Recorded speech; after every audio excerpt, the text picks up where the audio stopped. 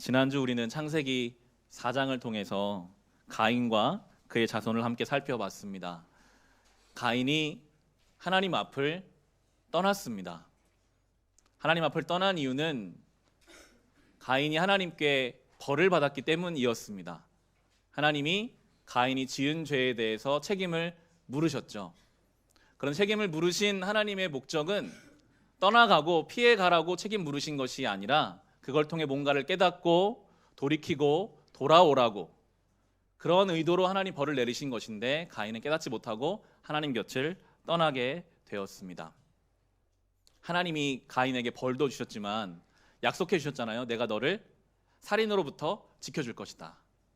표를 새겨서 아무도 너를 죽이지 못하게 하겠다. 하나님 말씀을 가인은 못 믿었어요. 아니야, 하나님도 나를 못 지켜줄 거야. 내가 내 동생을 죽인 것처럼 내 형제들이 나를 죽일 수도 있어라는 하나님 말씀에 대한 불순종과 불신은 하나님 앞을 떠나게 만듭니다. 가인이 떠나서 정착한 땅이 놋이라는 땅이었습니다.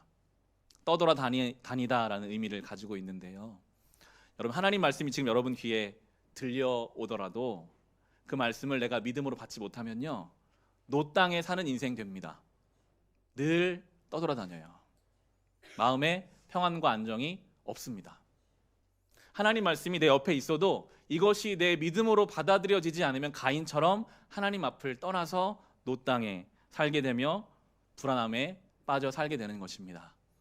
가인이 할 수 있는 것은 한 가지였습니다. 자기 힘으로 자기 인생을 지키려고 성을 쌓고 도시를 만들었습니다. 열심히 성벽을 만들어서 그 성벽 안에 피하려고 노력했습니다.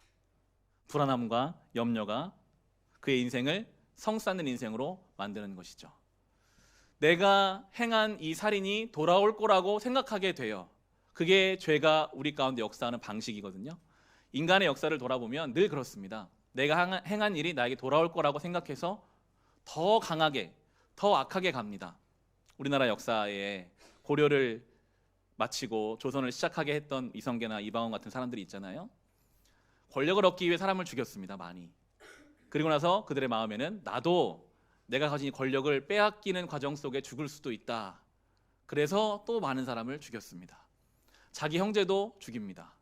내가 한 그 일이 나에게 돌아올 거라는 생각 속에 살다 보면 그렇게 더 악하게, 더 하나님을 떠나서 살아가게 되는 것입니다. 그것이 바로 놋에 살아가는 죄인들의 모습이죠.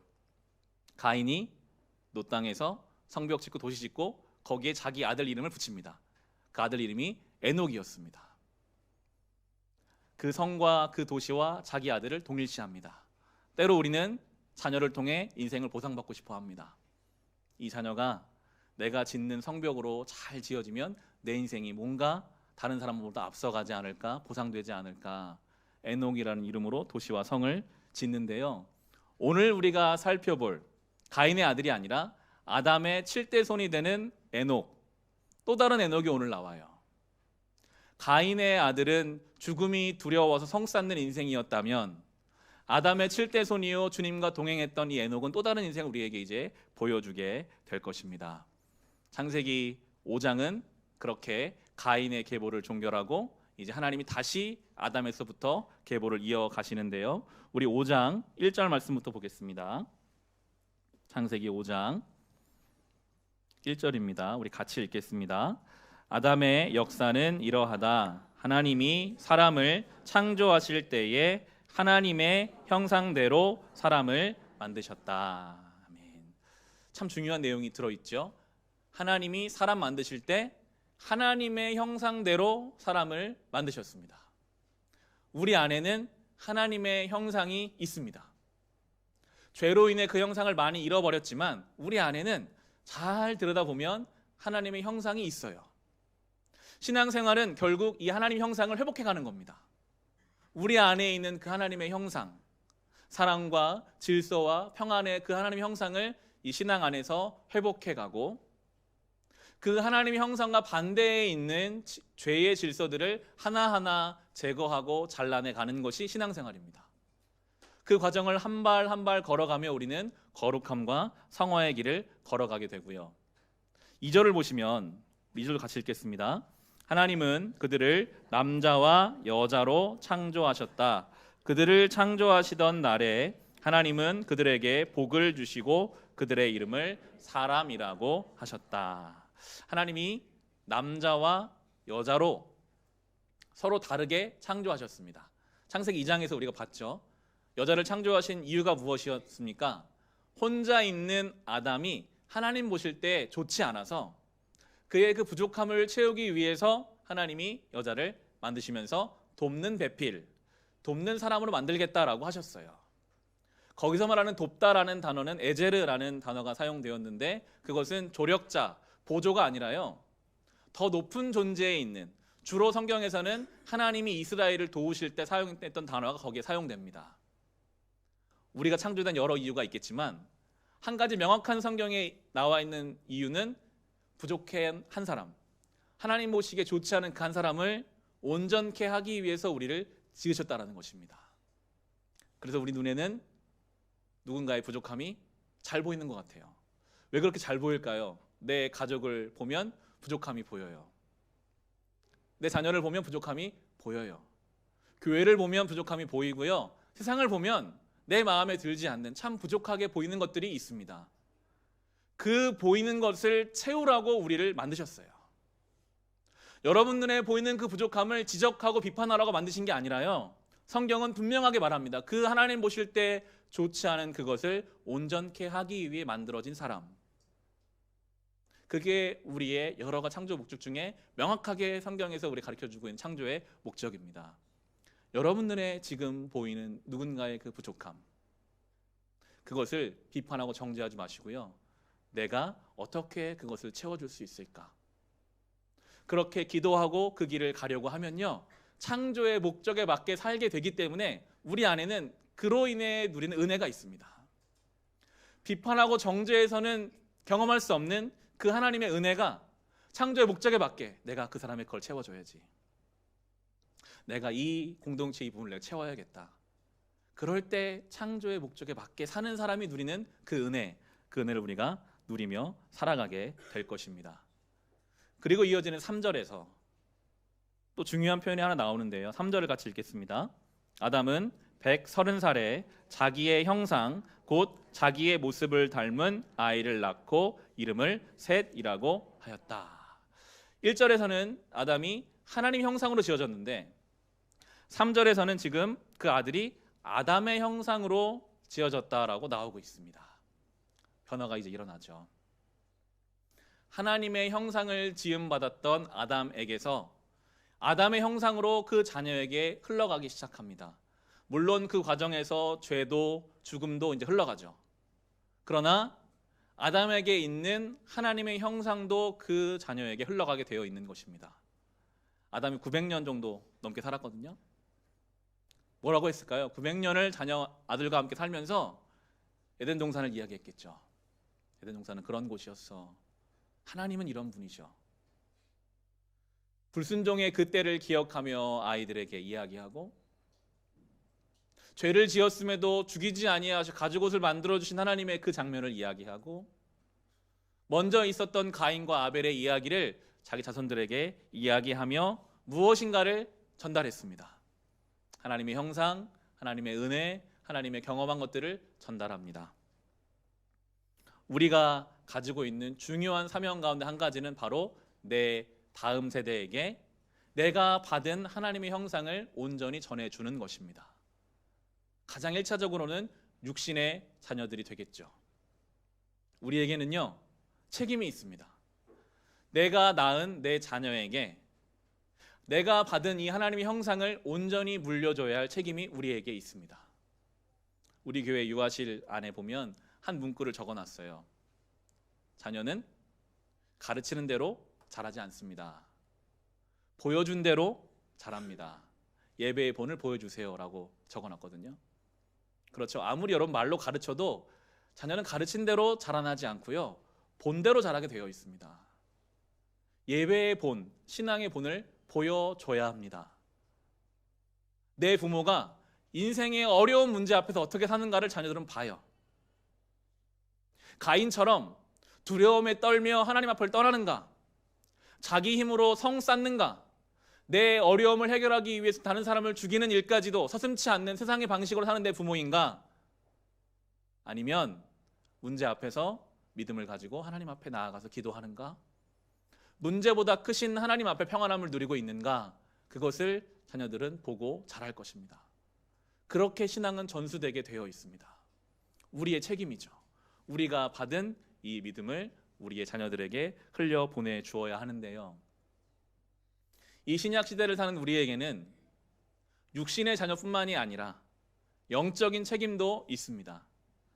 갈라디아 4장 19절을 제가 읽어드릴 텐데요. 갈라디아 4장 19절에는 바울이 이런 고백을 합니다. 나의 자녀 여러분, 나는 여러분 속에 그리스도의 형상이 이루어지기까지 다시 해산의 고통을 겪습니다. 바울이 성도들을 향해서 나의 자녀라고 부릅니다. 영적인 부모와 자녀 관계가 형성되거든요. 그리고 뭐라고 합니까? 나는 해산의 수고와 고통을 다시 겪겠습니다. 바울이 남자죠. 해산의 고통을 모르죠. 그러나 한 영혼에게 내가 믿고 있는 예수 그리스도 이 복음을 전달시키는 것이 그만큼이나 고통스럽고 어렵고 힘들다는 것을 바울이 뼈저리게 경험했기 때문에 그렇게 고백하고 있어요. 이 시대를 사는 모든 성도들은 이 부르심이 있습니다. 내가 믿은 이 예수 그리스도가 나를 통해 또 다른 누군가에게 전달돼야 합니다. 먼저 믿은 자의 책임이죠. 신앙을 흘려보낸다는 것은요, 결코 쉽고 재밌고 편안하지 않습니다. 바울이 말하죠. 해산의 수고와 고통이 있다. 그만큼이나 신앙을 전수하고 전달하는 것은 어려운 일입니다. 해산의 고통을 아시나요? 저는 모르죠. 저희 아내가 아이를 낳으러 들어갈 때 저는 옆에 손만 잡아주고 있었습니다. 그러나 이제 아이가 태어나고 나서 지금 200일 정도가 지났는데요. 아이들이 너무나 사랑스럽죠. 너무나 사랑스러운데 그것과는 별개로 수고해야 될 부분이 분명히 있더라고요. 아이들의 기저귀를 갈아줘야 되고 옷을 갈아입혀줘야 되고 목욕을 시켜줘야 되고 분명히 내 시간과 내 노력이 그 아이를 기르기 위해서 들어가게 됩니다. 아이를 낳기 전 보통 저는 쉬는 월요일에 아내가 출근을 하기 때문에 월요일에 새벽 예배를 마치면 보통 저의 일상은 제가 좋아하는 영화 개봉이 있으면 조조 영화를 보러 가서 영화도 보고 영화가 마치면 맛있는 음식을 혼자서 먹으면서 여유롭게 사색의 시간을 보내는 그런 월요일이 있었는데요. 자녀가 태어나고 나서 월요일이 되면 저희 아이들이 저를 기다리고 있죠. 집에 가가지고 또 아이들을 안아주고 밥 먹이고 하는 시간으로 보내야 합니다.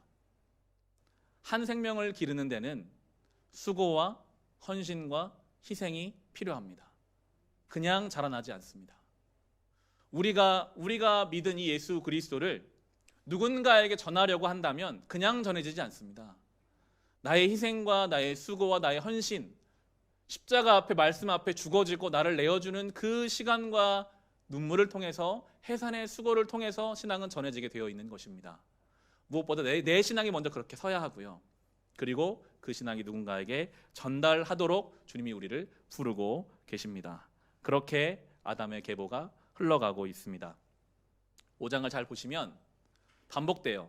사람 인물만 달라지고 태어나서 아이를 낳고 살다가 죽었다. 이 사이클을 돌아갑니다. 태어나서 낳고 살다가 결국 죽는다. 아무리 오래 살아도 결국의 인생은 죽음으로 종결됩니다. 다 죽는데 성경이 뭐라고 표현합니까? 살다가 주님이 정하시는 그때에 죽는다. 우리는 주님이 부르시는 그날까지 살아내야 합니다. 산다라는 것이요, 여러분에게 좋은 일이 더 많으십니까? 안 좋은 일이 더 많습니까? 좋은 소식이 더 많나요? 안 좋은 소식이 더 많나요? 객관적으로 보면 안 좋은 일이 더 많은 것만 같아요. 산다라는 것은 반복되는 일상을 견뎌야 되는 그런 견딤도 있고요. 내일에 대한 두려움도 있고요. 그럼에도 우리는 살아야 합니다. 맡겨진 삶의 자리에서, 이 맡겨진 시대 속에서 주님이 우리를 오라고 하시는 그날까지 성경에서는 살아야 한다. 다른 단어가 들어가지 않아요. 그 사람이 땅을 얼마나 차지했고 돈을 얼마나 가지고 있었고 어떤 직업이 있었고, 성경은 거기에 관심을 두는 것이 아니라 그가 그 자리 그 때를 살았다. 살아냈다라고 이야기하고 있습니다. 우리가 주님 앞에 가는 그날까지 우리는 살아내야 합니다. 이 겨울이 지나 봄이 올 것을 믿고 우리는 겨울을 견뎌내야 합니다. 한 가지 단어가 들어가죠. 낳고. 우리는 생명을 낳아야 합니다. 그것이 우리 생물학적인 생명뿐만이 아니라 영적인 생명을 낳아야 합니다. 성경이 거기에 관심을 두고 계시기 때문이죠. 그런데 그렇게 반복되던 낳고 살다가 죽었다, 태어나 낳고 살다가 죽었다 반복되던 이 성경의 계보가 앞서 말씀드렸던 아담의 7대 손인 에녹에 와서 변화가 생깁니다. 성경이 에녹의 삶에 관심을 두는데요. 우리 22절, 23절, 24절 오늘 본문의 말씀 다시 같이 읽겠습니다. 에녹은 무두셀라를 낳은 뒤에 300년 동안 하나님과 동행하면서 아들, 딸을 낳았다. 에녹은 모두 365년을 살았다. 에녹은 하나님과 동행하다가 사라졌다. 하나님이 그를 데려가신 것이다. 에녹의 삶이 본문을 잘 묵상해 보시면 두 부분으로 나누어집니다. 65세까지 그리고 65세부터 하나님이 데려가실 때까지. 기준이 무엇입니까? 300년 동안은 하나님과 동행하며 살았다. 에녹의 삶이 하나님과 동행하기 전의 삶과 하나님과 동행하는 삶으로 구분되고 있습니다. 성경의 관심은 거기 있어요. 우리가 하나님과 동행하는 삶을 살고 있는가?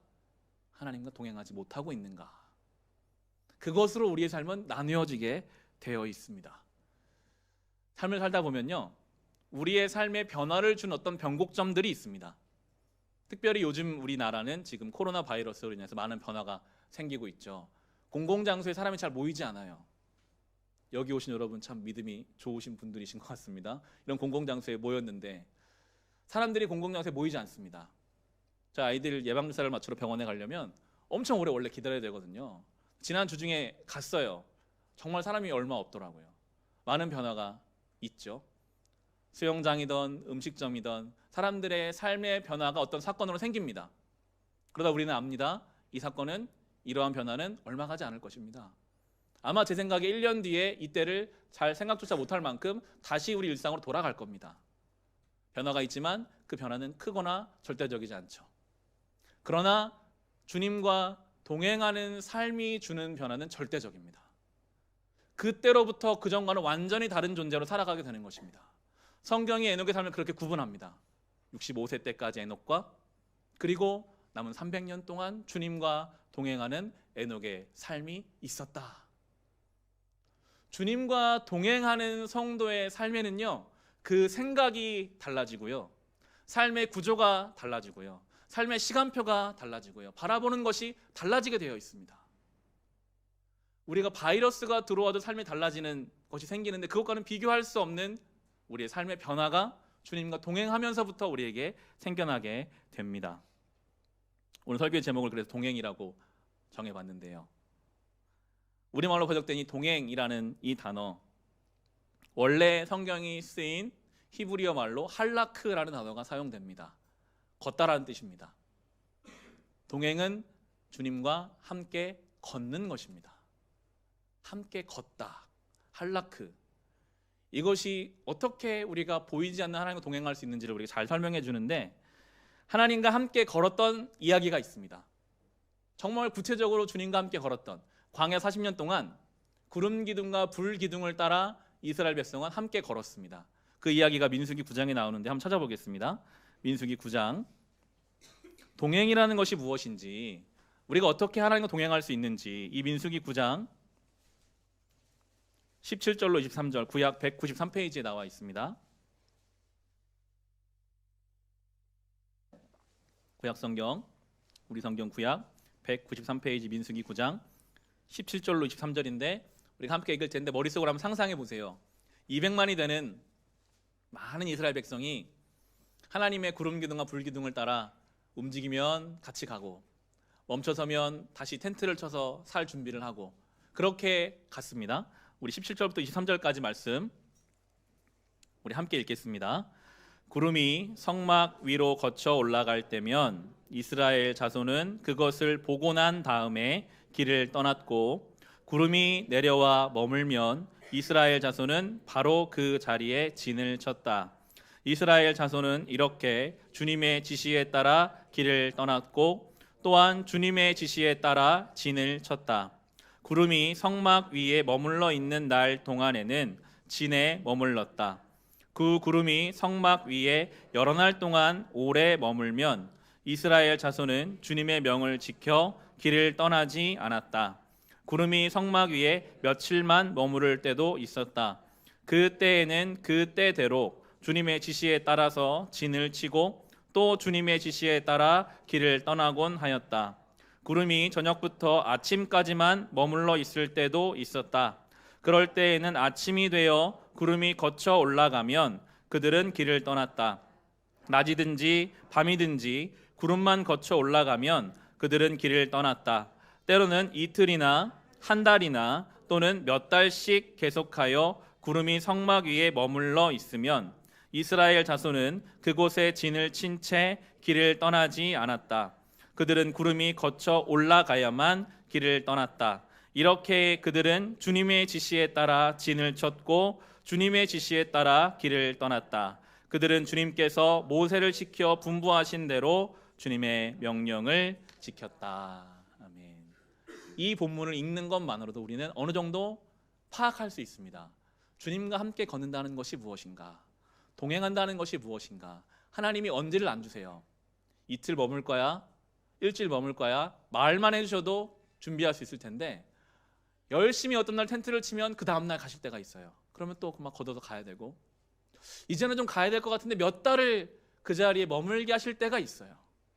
그렇게 동행하는 삶을 훈련시키셨어요. 늘 하나님 구름 기둥에 눈을 맞추며 언제 갈 날인가? 내 뜻, 내 계획이 있죠. 지금쯤 움직여야 되지 않을까? 하나님이 움직이라고 하실 때까지 기다리고 아주 멈춰서고 싶다. 그런데 하나님이 가라 하시면 가야 하는 것입니다. 우리의 삶에 적용을 해본다면요. 우리의 마음이나 삶의 태도가 가고 싶을 방향이 있거든요. 누구를 만나면 그 사람을 향한 미움과 분노가 막 가요. 그 길로 나를 보내고 싶어요. 어떤 일을 만나면 두려움과 염려에 사로잡혀서 그 두려움과 염려를 향해 막 달려가고 싶은 우리의 마음이 있는데 주님은 예배와 말씀을 통해 멈추라고 하시죠. 너는 지금 저 사람을 향해 분노할 때가 아니야. 그 일 때문에 염려할 때가 아니야. 그 자리를 지킬 때야. 사랑으로 품어줄 때야 라고 말씀하시면 가고 싶어도 멈춰서는 것이고요.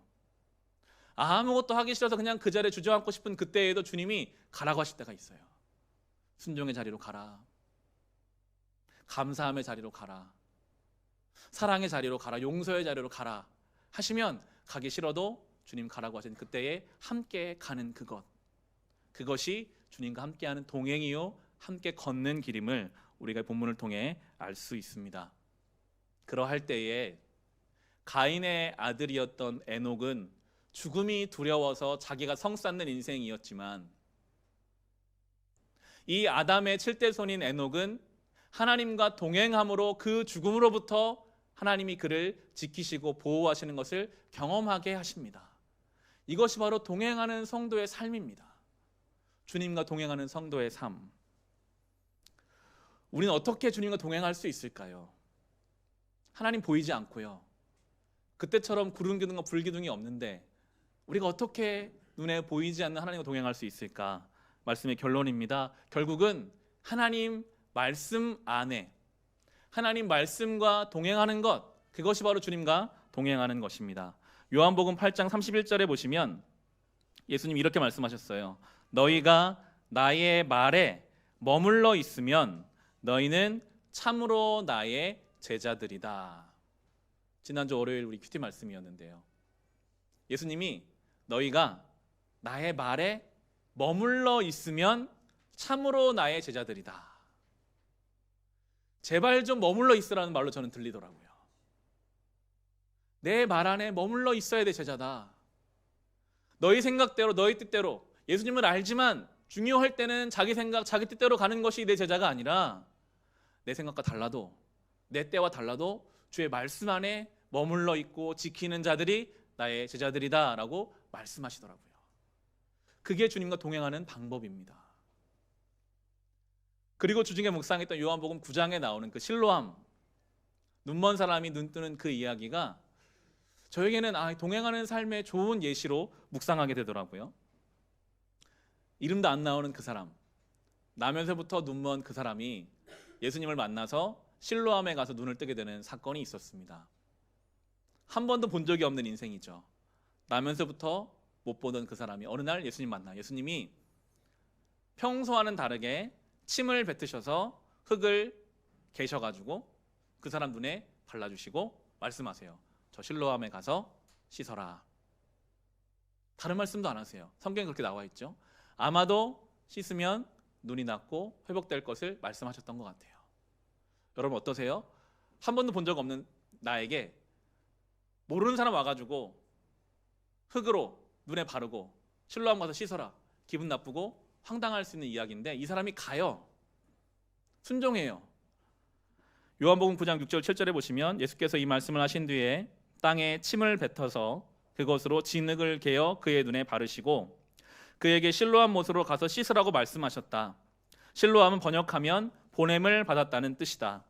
그 눈먼 사람이 가서 씻고 눈이 밝아져서 돌아갔다. 왜 이 사람이 갔을까요? 처음 보는 사람, 말도 안 되는 이야기라고 생각하고 안 갈 수도 있는데 왜 이 사람이 실로암까지 갔을까요? 여러분 눈먼 사람이 평소에 다니던 길이 아닌 길을 가려면 더듬거려야 하고 넘어져야 하고 많은 길을 돌아갈 수도 있습니다. 그런데도 왜 이 사람이 거기를 갔을까요? 제가 묵상했을 때는 그 예수님의 짧은 한마디 말씀이 그 사람 영혼을 붙잡았을 것 같아요. 그냥 허무맹랑한 이야기가 아니라 듣는 순간부터 정말 저분의 말씀을 내가 따르면 내가 볼 수 있겠구나. 내 인생에 어떤 새로운 것을 경험할 수 있겠구나. 그 사람의 영혼을 주의 말씀이 붙잡은 거죠. 그 말씀에 붙들려서 실로암까지 간 것입니다. 바라기는 저와 여러분이 이 실로암의 눈먼 사람처럼 하나님의 말씀이 우리의 귓가에 들려오고 그 말씀이 우리 영혼을 붙잡아서 말씀에 붙들린 인생 되어 실로암까지 갈 수 있기를 간절히 소망합니다. 동행한다는 것이요, 우리가 해야 되는 것만 같지만 사실은 주님이 동행해 주시는 거거든요. 주님이 우리를 붙잡아 주시는 거거든요. 죄인인 우리와 오라고 해도 오지 않는 우리와 고집불통인 우리를 기다려주시고 함께해 주시는 주님의 그 은혜가 이 동행 안에 있거든요. 그 은혜가 우리 안에 있을 때요, 실로암까지 가는 길이 때로는 넘어지고 돌아가는 것 같고 의심도 들지만 그곳까지 가면 거기서 볼 수 있는 은혜가 생깁니다. 에녹의 삶이 주님과 동행하기 전과 후로 나누어졌던 것처럼 이 사람의 인생도 그 말씀 따라 실로암까지 가기 전과 후로 나누어지겠죠. 우리의 삶도 주님 말씀에 붙잡혀서 주님 가라고 하신 그 자리까지 우리가 가는 것, 그때로부터 우리의 삶은 완전히 달라지게 되어 있습니다. 거기서 우리는 보지 못한 것을 보고 경험하지 못한 것을 경험하며 은혜 가운데 살아가게 될 것입니다. 동행입니다. 주님 말씀에 동행하는 일은 때로는 더듬더듬거리며 넘어지며 돌아가는 것처럼 느껴질 수도 있습니다. 그러나 주의 말씀에 붙잡혀서 동행하는 그 하루하루를 통해 우리는 우리 안에 하나님 형상을 회복해 가게 될 것입니다. 그 회복된 주의 형상을 많은 사람들에게, 특별히 자녀들에게, 주변에 믿지 않는 사람들에게 흘려보내는 인생이 되시고, 그리고 그 주님 보내시는 그곳 그 자리까지 동행하며 감으로 에녹과 같이 그 전과는 다른 주님과 동행하는 성도의 삶을 살아갈 수 있으시기를 우리 주님의 이름으로 축원합니다.